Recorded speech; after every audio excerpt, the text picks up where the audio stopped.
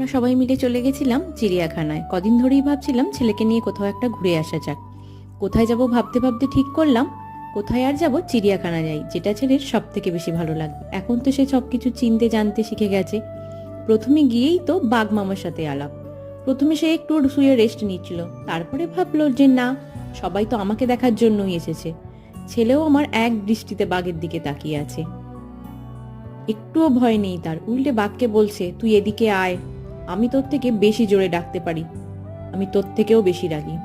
তাই বাঘ মামাও ভাবলো ঠিক আছে চলো ওর সাথে একটু আলাপ করে আসি।